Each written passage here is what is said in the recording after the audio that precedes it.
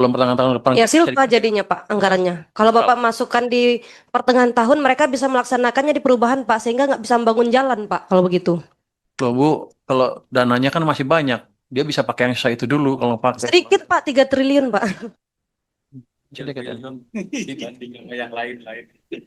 Yang pinjaman-pinjaman nggak jelas itu harusnya memang OJK yang menghandle. Kami nggak punya tangan ke sana dan PT apa PMN itu di bawah BRI bukan di bawah kami.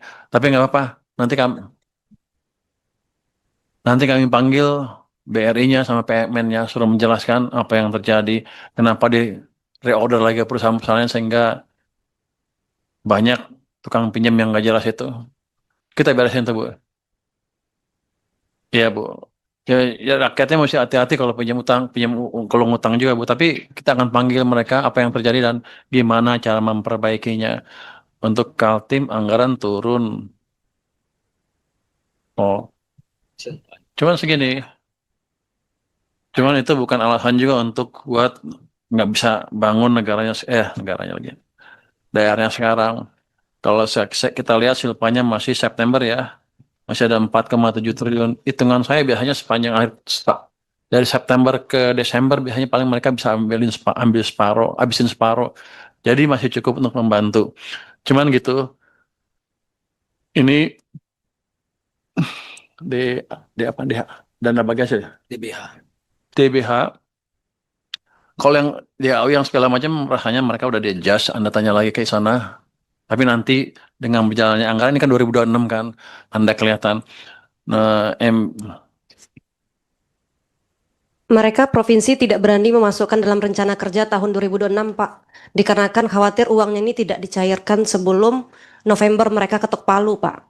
November ini. Ya akhir November ini ketok palu Pak pengesahan anggaran kabupaten kota provinsi. Iya. Pak, kalau yang sudah dialokasi udah clear, pasti kan? Sudah clear. Betul Pak. Ini kan harusnya dimasukkan juga Pak uang kurang bayar ini dalam rencana kerja mereka tahun depan Pak.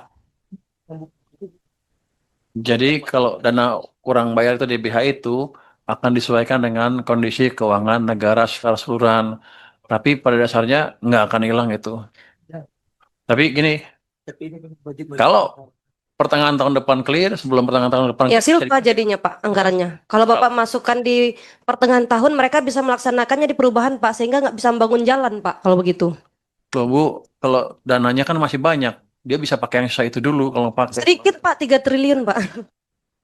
Jadi katanya. Dibanding sama yang lain-lain. Kalau itu 3 tahun sampai akhir tahun pasti ada sisa 1 triliun hasil Desember. Kalau saya nggak salah tebak ya.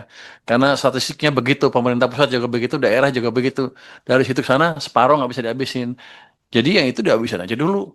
Kalau ini nanti jadi yang ini akan kita adjust semaksimal mungkin ya. Banyak daerah yang WA saya juga. Cuman begini, ini kan waktu saya masuk kan ekonomi lagi melambat.